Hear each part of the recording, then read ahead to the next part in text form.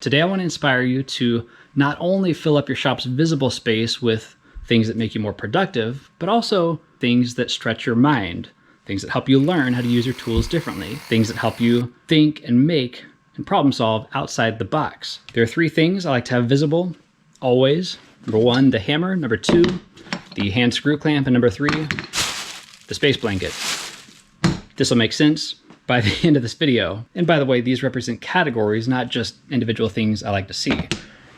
Number one is the frequent stuff category, like the hammer, the frequent pliers, frequent tapes. That's all I'm going to say about this category. It's covered plenty online. It's a very important category, but that's not what this video is about.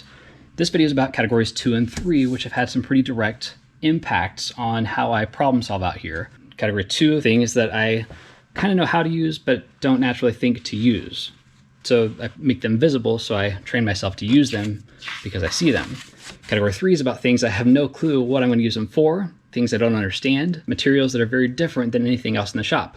This has been a big one for me in a few very tangible ways. Let's go and take a closer look at number 2. Here are some items that I use more frequently because I see them, things that I'm training myself to use and to learn how to use. The step drill bits. When I'm over here looking for a drill bit that does something magical like enlarge a hole, I see them and I use them. I'm training myself to use them. The reciprocating saw with a wood-only blade on it. This is a game changer sort of saw, single-handed. I always think of reciprocating saws as being demolition tools, but that's not at all. So it's there to train my mind that this tool exists. It makes clean cuts and it's one of the few reciprocating tools in the shop. The zip ties are here to train my mind to think zip ties because I typically think tape. But the wooden hand screw clamps are definitely the best example of a category number 2 thing that I like to have visible. I have them here where I can see them from anywhere in the garage.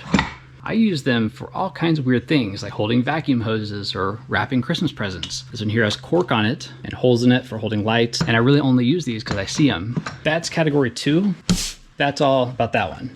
Now category 3, even though it's the most bizarre category, it's also been the most tangibly useful category. I used the space blanket as an example earlier. It looks like foil. It's very different than foil though. These aluminum flashing rectangles here, tent parts, and the tiki torch wicks and piano wire, 2 examples of things that have come in really, really handy because they were visible that I wouldn't have thought to use otherwise.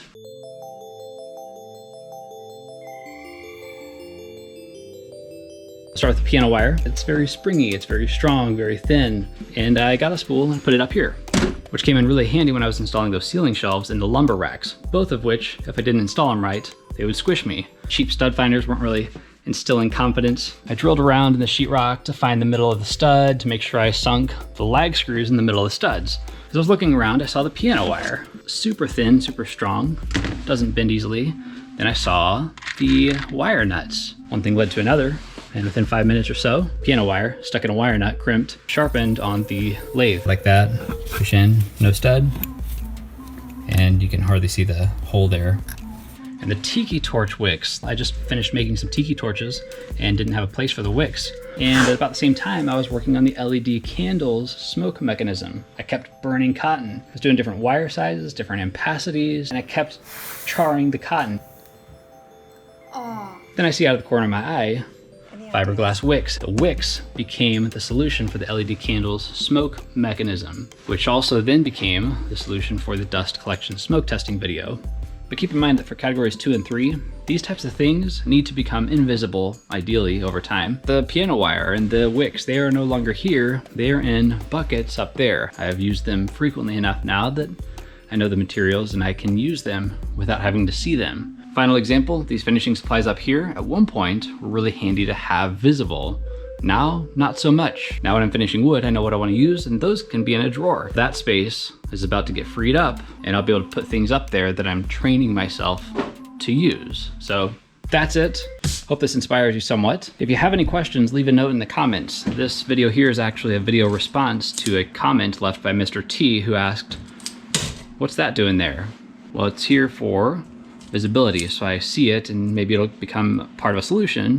It's more likely to if I see it there. Thanks for watching. If you like this video, check out my opportunity cost of space video.